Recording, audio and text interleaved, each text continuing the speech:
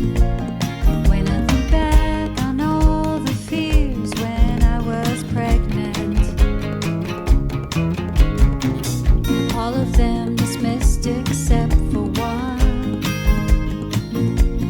The only test the state mandated was genetic. Looking for that extra chromosome. Hello and welcome to the If We Knew Then podcast. I'm Steven Sachs. And I'm Lori Sachs. And today we're joined by Jad Issa from Syria. He is a delightful young man whose story you may be familiar with, as his father has Down syndrome. This interview is life-changing for me as a mom. It brought so much joy just meeting him and talking to him and learning about his life. And then on another level, I'll tell you, as a parent, he just defied one of the things that very early on, before it needed to be an issue with Liam, that we were told Liam would most likely never have a family if he could be on his own. So I love that my morning began with speaking with him, and just when we finished, I had a different perspective on everything. And we are constantly trying to open our minds. We are constantly working on making changes and changing perception and perspective. And it's such a gift when your own perspective and perception is changed and opened and widened. And let's get to it. Let's share this beautiful conversation with a wonderful young man. Jad, thank you so much for joining us today. Thank you for having me. We're very excited. Thank you for making time for us. I know you're staying very busy. It's not a problem. It's because we're now having college exams. But of course, I have time for you guys. Of course, it's not a problem. Maybe could you tell us a little bit more about yourself? My name is Jad Issa, and I come from Syria. I was born and raised here in Syria in a small town. It's called Al Baida in Hama government. The local population is about 1,500 people. That's it. So it's a very small town, and people here we know each other. So it's a very peaceful, very kind environment to be born into. I'm also born to a father with Down syndrome, and I recently realized that it is the first known story, worldwide, of a doctor or a medicine or dentistry student born to a father with Down syndrome. So that's very exciting, of course. We're living here, our simple life here in Syria. We're living in a safe town here in Syria, and things are going well with us. Hopefully, the general situation here in Syria can get much better, and we hope it happens soon. Because many people, unfortunately, live in regions where they have war conflicts, bombings, and all this stuff. So we hope peace for all Syria and all the world. Well, when I heard your story and reached out to you, that was one of my concerns with you, is just where you live and making sure that you're safe. So good to hear that. Yeah. We've never had any war conflict in our region, thank God. We were suffering just from the general things that's happening in Syria, like economical blockade, travel blockade on Syria, and all this stuff. But in war conflicts and all this stuff, we thank God we did not suffer from any of this stuff. I just want to say your story, your personal story, is going to bring peace to a lot of people, because being raised by a father with Down syndrome, when we have a child or we find out we're pregnant and we get that diagnosis, a lot of negatives are given to us. A lot of, they tell us everything that our child will never do.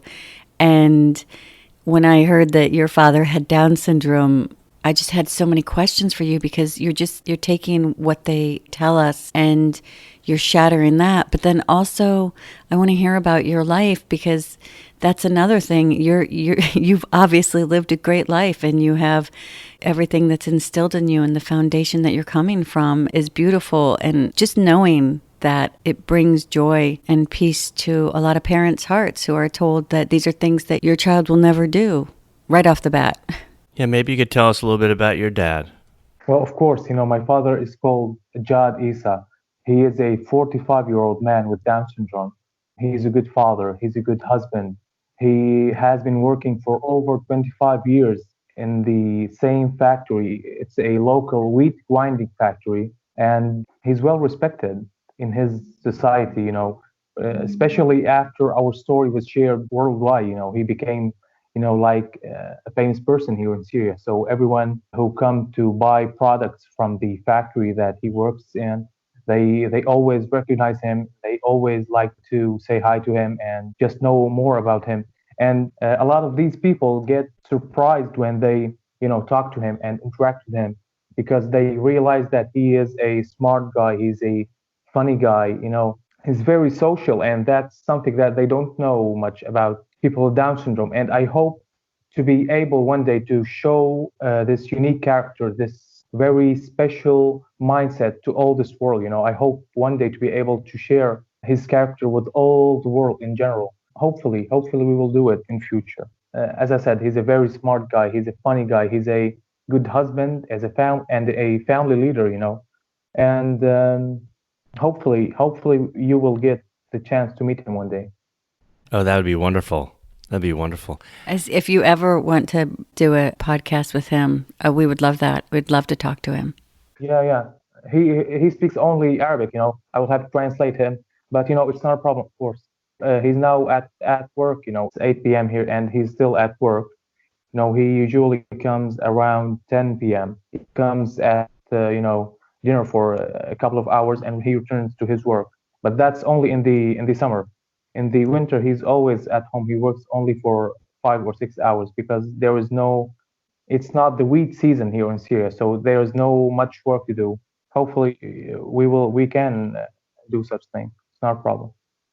When did you find out that your father had Down syndrome, and how did you find out? Well, I think I was about 10 or 11 years old.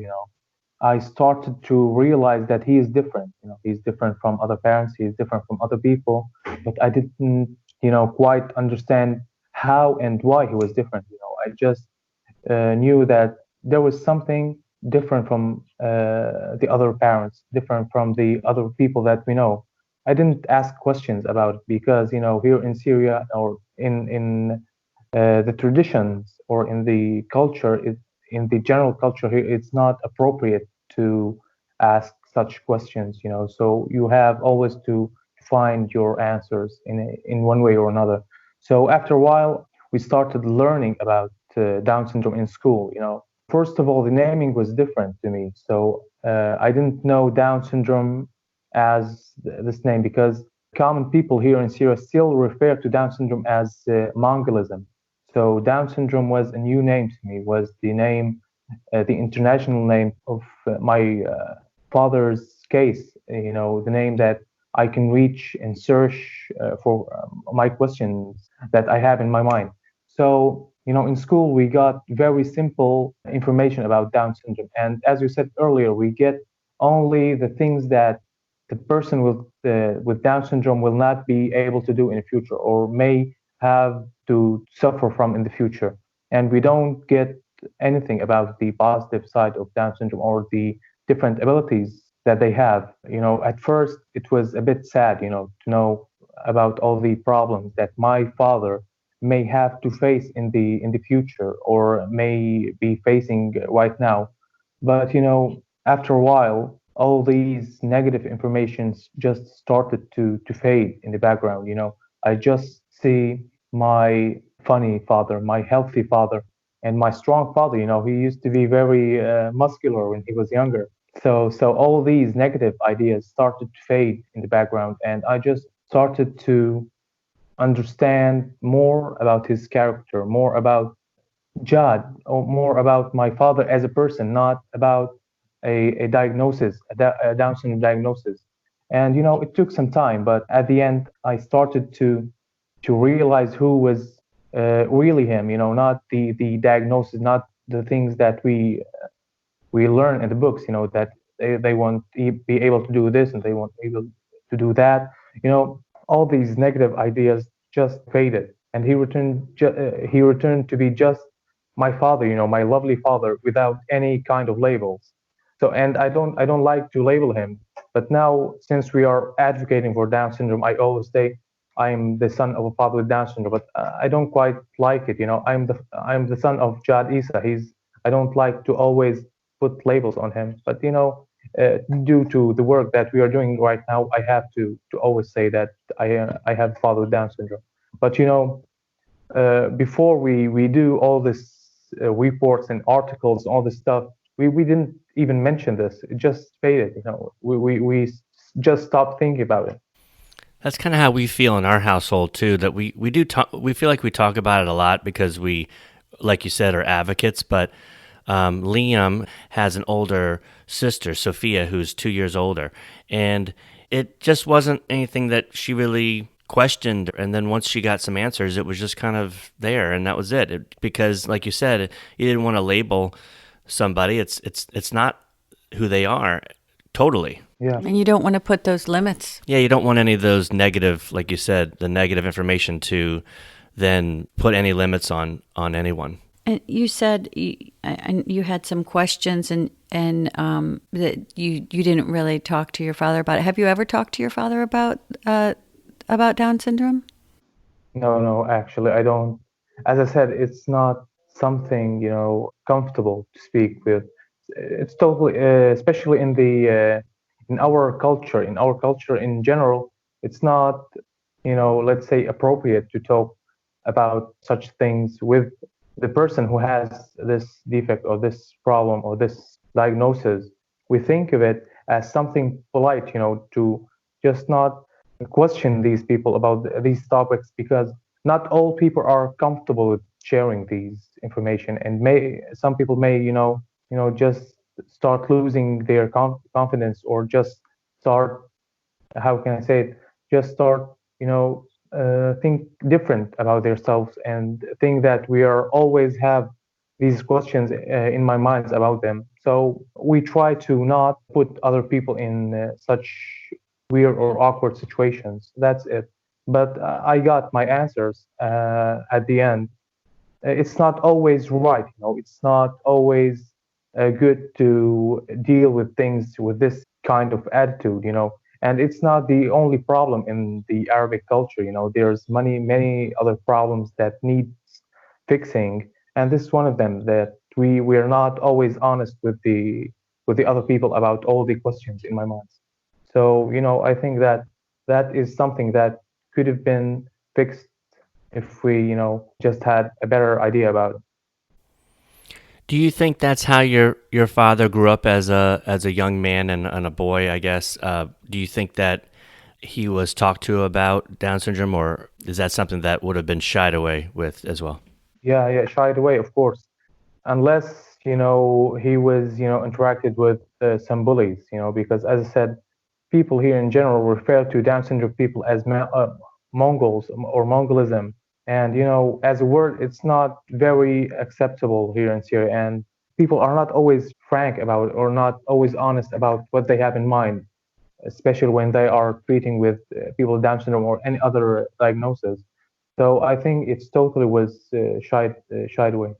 Sauter, I think a good thing that came from that, by not speaking those negatives and imposing those boundaries on your father, he wasn't told that he could never do all these things, and he's doing all the things that are written on a piece of paper that say these are things that your child will never do. Yeah. So I don't know if you covered this, but how did it feel when you realized your father had Down syndrome, and how has that feeling changed, if it has changed? Well, at the beginning, as I said, it was a bit sad because I knew more about the problems that he might have in the future, like diabetes and heart problems, all these stuff. But it didn't change anything inside of me. I didn't feel ashamed of him. I didn't feel that I don't love him. He was always my friend, especially when I was just a little kid. He used to always play with me. He used to always stay around me. Now, because I'm at college, I don't have much time to spend with him. But at that time, he was just my friend. He was always playing with me, always sharing with me the beautiful moments, beautiful stories, and it didn't change my feelings towards him. As I said, I just felt a bit sad because he might have some problems in the future, and as I said, these negative ideas just faded in the background, and all this sad feelings just turned normal, and now and turned to much love and appreciation towards him, because now I know that there's certain problems that he might be having, and even though he is working hard, he is trying to spend most of his time at work to just be able to spend on this family and give us our normal lives. So after I realized, and after I became older, and after I got a better understanding of his situation, it became respectful feelings towards him, very loving feelings towards him, because some people think of him as someone not capable of doing all this stuff, and even though he did them all. So that of course gives me much love, much respect towards him. And I don't think that this feelings will ever change for anything in life, whether it was a diagnosis or anything else. I'm sorry about I'm getting a bit confused in English speaking, but I don't speak English all the time. So I hope you get my ideas. Totally. You speak wonderful English. Is that commonplace in Syria to learn English? No, no, no, not at all. Especially in Syria, you can find people speaking English in other Arabic countries like Lebanon, United Arab Emirates, all these countries. But especially in Syria, the only spoken language is Arabic. And even in university, we learn dentistry and we learn medicine, we learn all these fields in Arabic. And I think it's one of the very few Arab countries that do so. So not many people speak English at all. Not many people understand anything about English.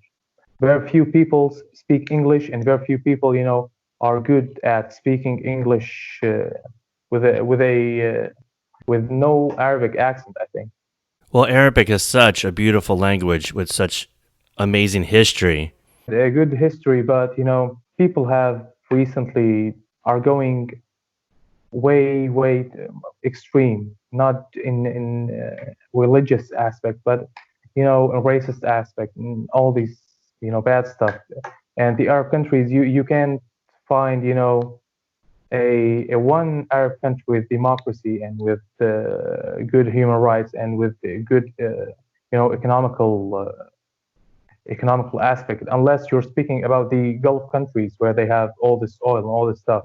The Arabic history is very rich, is very good, but the last generations have spoiled it all, have just did some horrible things that put this great land in such a bad situation, such in politically or economically, and in all the aspects.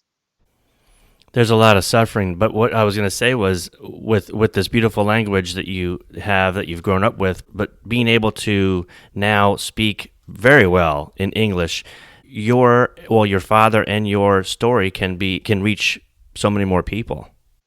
That's what we are trying to do. The first video was all in Arabic. I don't know if you watched the video or just read the articles about our story, but we made our first video interview and it was all in Arabic, but it was translated to English with English subtitles. Yeah, I saw the video with subtitles and then read an article. Yeah, we're planning for the next video for me to be speaking English and my parents with Arabic with the English subtitles. I think it could, as I said, it could reach more people around the world. To go back to your family dynamic, your father being so close to you when you were a boy, what was your family dynamic like? You're an only child, I believe. Maybe you could tell us how your mother and father met and what their relationship's like. Back in the days in Syria, it was not common for men and women to date and to go all by themselves. So especially in small societies like towns, little towns, or little villages. So, in one way or another, the guy who wants to introduce himself to this lady have to find a proper way to introduce himself to tell her more about his feelings towards her and his whether he loves her or not or whether he likes her or not. So for my father and mother, both of them are from different towns. So I believe they met first when my father was visiting my aunt. My aunt's husband was a judge here in Syria, and he had this family who was doing a case with him since he was a judge, and they suddenly met, my father and my mother. Both of them actually have intellectual problems, and I don't know why most of the people think that my mother don't have any kind of disability, and she is, like I forgot this word, like she is marrying this little baby. Some unfortunately some people describe it as this way, like a full grown woman, and with all her intellectual abilities are marrying someone with some intellectual disabilities. They see it as exploitation, I think this word is. Yeah, exploiting. Yeah. But that's not the case. Both my parents have intellectual disabilities. My mother has a slight mental delay, but it's not noticeable until you closely interact with her. But they are intellectually at the same level. They are very simple people, but very kind, very loving, and very, have a such a strong determination in life. So they met by coincidence as I said, at my aunt's house when my mother's family was, doing some business with my aunt's husband. The two families start to discuss whether it's, appropriate because, people here, especially people with disabilities, can't decide by themselves whether they want to get married to their partners or whether they want to do anything, any formal thing here in Syria. So the two families had to discuss this marriage, and my father and mother had to get more arranged dates between them. My mother can come to my aunt's house when my father is there, or my father can go to my mother's house when their family is there, and they can just sit with each other and discuss about their lives and discuss about their jobs and all this stuff. I don't know if you get the general idea of it, but that's how things or marriages used to be done here in Syria. No, I think that's something in the United States we've lost. But if you go back a few years, you can go to where there was a real courtship. There were steps involved, and it was tightly monitored by the parents. I think when you have changed here, in Syria, we are now more westernized. We now don't have, it's not acceptable anymore to have such marriages at that time. Okay. That's just to clarify. Now, growing up with these two beautiful people you've described, and I think of parents' roles in their children's lives, and there's discipline involved. And I was just curious about how you were disciplined as a child. You talk about how this loving family, and you lived with your parents in their own home, or how did that work? Yeah, we have our own home here in our town, and my parents were very protective, me when I was a little kid. So I became a bit shy, as a little child, and it didn't take much for disciplines, it just took a look from my mother or my father, or just simple word to stop doing this thing. It is not good, or stop, playing with this stuff, or anything like that. And that's it. I was not, unfortunately, I was not very naughty as a little kid. But that's it. I was a bit shy. It took just a word or a look from them to stop whatever I was doing. So what a beautifully normal life you had and have, and that's really a great message to send to people, that here's two people that may have some difficulties, but they're just given the right and then successfully have their own home and raise a child, and just like any typical person. Sauter, when you got a little bit older, kids tend to try to push the boundaries a little bit or test the limits. Did you do that? And No, no, no, no. no. I was, as I said, I was a bit shy, as a little kid. Even when I got a bit older, I didn't tend to, try to all these risky stuff or risky games that the kids in my age do. So no, I didn't have this kind of experiment. And you had a relationship with your parents, your grandparents? No, no, unfortunately, I answered this question. My grandparents have passed away before I was born. So all what I know about them is from, the stories that my parents have with them. They always tell me that they were nice with them, that they, tried all their best to provide the best opportunities for my father in his life. And they were not always successful because things were very hard at that time. Like my father is doesn't know how to read and write because there was no special education, or teachers in general did not know how to cope with people with Down syndrome or intellectual disabilities. So he was not able to learn how to read and write, and that was something that broke my grandmother's heart. She wanted him to be at least just be able to read simple stuff and to calculate and all these just simple stuff at school, but he was not able to do so, unfortunately. But they tried to, even though he was not able to read and write, they tried to work and provide him as a little kid and tried to, teach him the different abilities that he will need to be having in the future. Like when he first got his job, my grandmother used to always go to the place where he works, and always try to see if he is doing this thing in a good way or not, and always try to ask his colleagues to help him with what he's doing. And now, thank God, he teaches the new workers how to work on the machines and how to do the things in this factory. So yeah, they were successful in this aspect. And all what I know about my grandfather, that I look a lot like him. They always tell me that you look exactly like your grandfather. I hope I had the chance to meet them, but unfortunately I didn't have this chance. Well, you had mentioned earlier that your dad did go through a little bit of bullying, which probably is a worldwide problem. Is that something that you confronted as well as a child? Well, yeah, of course, but I didn't tell my parents about it, because I didn't want to make them, feel that they are not protecting me enough. I just didn't want to give them this feeling. I just secretly started to different kinds of sports like bodybuilding, like boxing, at a very small age, actually. And I became physically and mentally ready to defend myself. And, thank God I didn't have to use this strength against anyone because, bullies are cowards.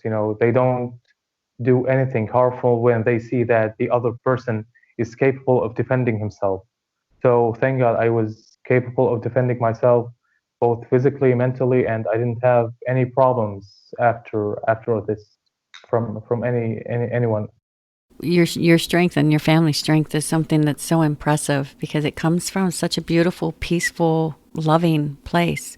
And I should have said this right at the beginning, but I, with your culture if we ask anything that you feel uncomfortable answering or overstep any boundary, please tell us, because I don't want to put you in an uncomfortable situation or impose on you, because you're being so gracious with your time and your story, which is beautiful. What did your parents' relationship teach you? As I said earlier, they are people who are, labeled as someone who is not capable of doing things like getting married, getting, a job, getting a house, making a family in general. And they were able to do so. They were able to complete each other. My mother has now some hearing problems, so my father always gives her a slight, description of what's going on or what's the people are speaking. They complete each other. There is some aspects that my mother can do better than my father, and some aspects where my father can do it better than my mother. I learned that we should not, label anyone, and we should not, judge anyone based on their condition or based on their, diagnosis, because, first of all, this might make us look stupid, when these people whom we have judged as people who are not capable of doing this surprise us and do, these things better than us. And these people who are, labeled as disabled people can do some things better than people who are not called disabled, that the so-called normal people. That taught me to respect, every human being regardless of their condition mentally, physically, or condition in their religious aspect or their race aspect or any aspect. Just look to people as human beings. Just don't judge, don't put any labels on anyone. And that has helped me a lot in my life. And I think that it will help me more in the future. It's so wonderful talking to you. You're such a wonderful person to talk to. Can you just tell us how far along you are in dentistry studying and what your future plans are? Well, I have one more year to graduate as a dentist. My future plans are not very clear, because the current situation here in Syria, the economical collapse. You cannot tell what will happen next year here in Syria, and you cannot tell how you will be going to be able to start your own job and start, your own clinic. We as dentists, we have to prepare our clinic. We have to get all the equipments that we need, and you don't know how you will be able to do such things. But my current plans are, after graduation I will have to practice 2 more years of dentistry in a small town before I will be able to open my clinic in a large city. I will have to work with another doctor who has his private clinic for 2 years or so. Then I will have to find a way to start my own clinic, start my own business, and that's it. Maybe as Syrians as Christians in the Middle East, most of us try to immigrate, try to move to another country because our civil rights here in these countries are not always protected. And I didn't know if I told you earlier, but most of my uncles and aunts live in the United States, in Pennsylvania. We're the only members of the Issa family who doesn't have an American citizenship. So I think I will have to also try to the immigration to another country because it's easier and it's much safer to start a job and a career in another country. And of course, I will have to not go by myself. I will have to take my parents with me if this plan happens. But it's not clear. Still not clear what will happen in the next 1 or 2 years here in Syria. Sadr, do you have a favorite childhood memory? Well, of course, I have many favorite childhood memory, but one of my favorites was when I finished first grade. Here in Syria, they give us, like a report or a paper with all our grades in different classes in the first grade, and all my grades were straight A's. I didn't have any B's or D's or anything. And this paper or this report, we give them to our parents to see how we did in school, all this stuff. And when I gave this paper to my parents, they cried. They were happy to see their kid, getting the education that they were not able to get. Both my parents don't know how to read and write, They were proud to see their only child as a little kid who is doing well at school, which is, I think, at that stage is the most thing that the parents concentrate, is that their kid is doing good in school, has a good friends, all this stuff. So they were crying, happy crying, and they were proud. And I remember that my parent, my father put this paper on his chest, the back towards him, so the grades are showed to the people in front of him, and walked in our neighborhood to show the people that this is my son, this is my kid, and this his grades in school. Look at him, he is doing well, and he's our kid. And he was, so proud, and that feeling, was one of the best feelings that I have ever experienced in my life. I was happy to see them proud. I was happy to see them smiling and happy about my small accomplishment at that age. And so I decided to always give them this emotions, always give them this moment of pride. That's what I've tried to do since that time. I've done a very good job in school. And in ninth grade we have like we call it a ninth grade diploma before we go to high school. And as the first grade, I was the first in my class. And they were again very proud and very happy. And I love, as I said, I love this feeling. I love to give them this experience. And here we are today. As I said earlier, studying dentistry here in Syria is something that has a high social respect and very high social value. So now they feel even more proud that their small kid is now a doctor and will become a doctor who treats others.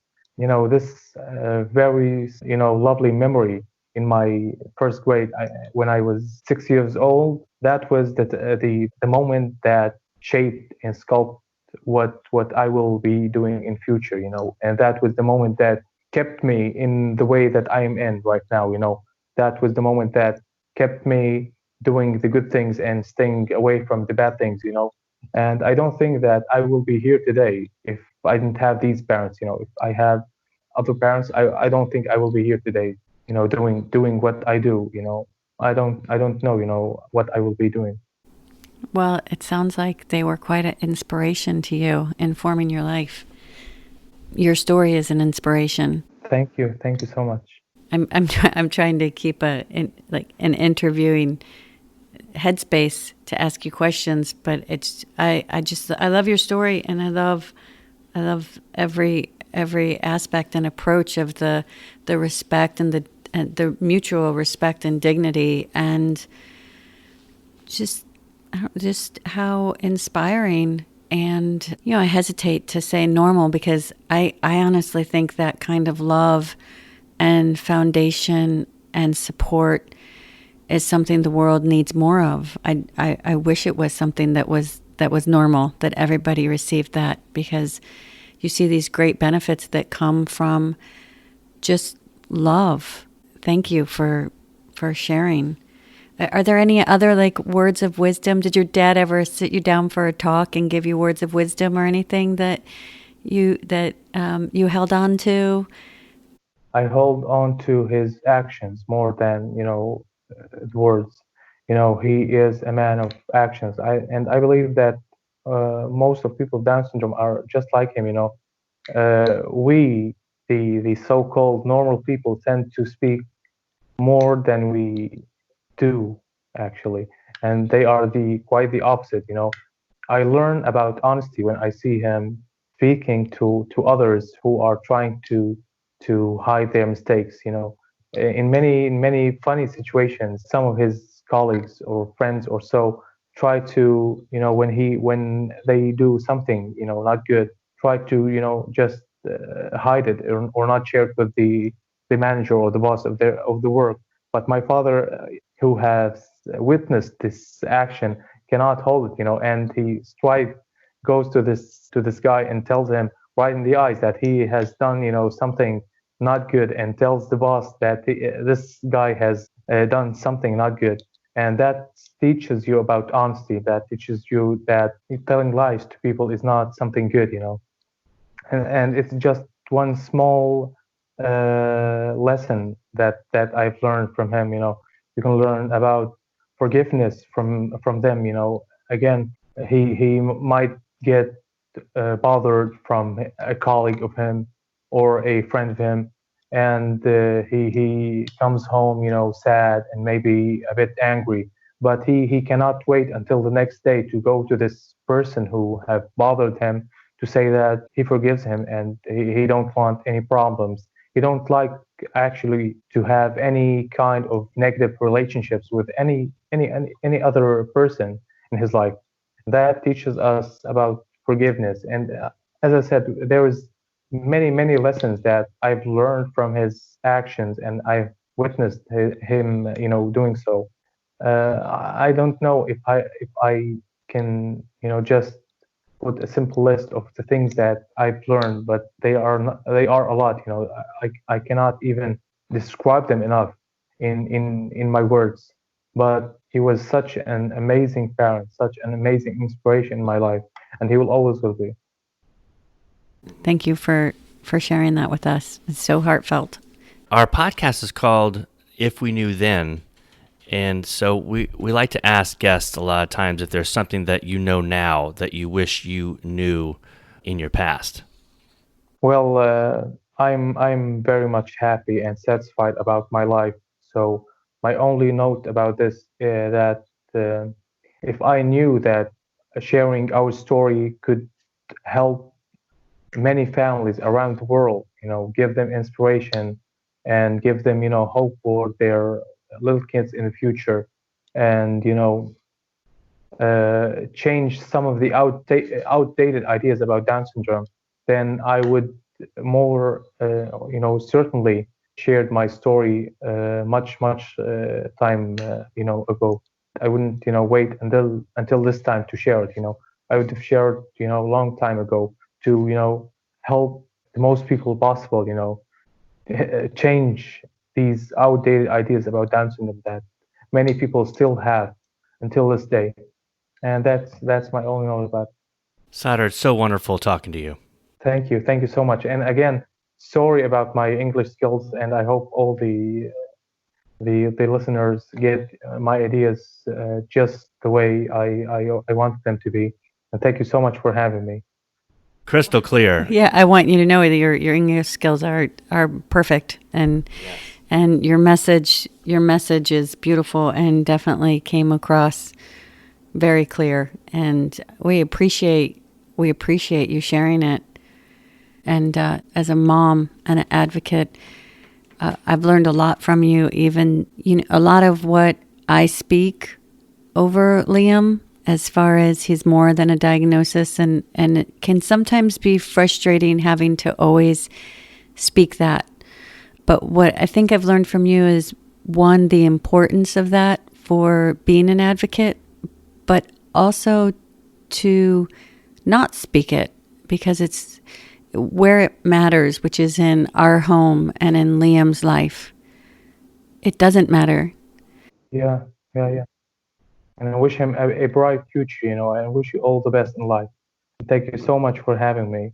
And hopefully in the future we will be, able to even change more and help more people, hopefully, with the help of good people like you. And again, thank you so much for having me. Please personally tell your mom and dad for us that we're thinking of them. We had a great time talking to you. We're proud of their son, and we're really just so blessed to have you in our lives, even for just this little bit of time. Thank you so much. I will definitely, tell them about it. Thank you so much. Please follow us on Twitter at If We Knew Then Pod, and you can drop us a line on our Facebook page at If We Knew Then Pod, or visit our website, ifweknewthen.com, to send us an email with questions and comments. And you can join our mailing list there and get alerts of future podcast episodes. All these links will be added to this episode's show notes. Thank you again, and we look forward to you joining us on the next episode of If We Knew Then.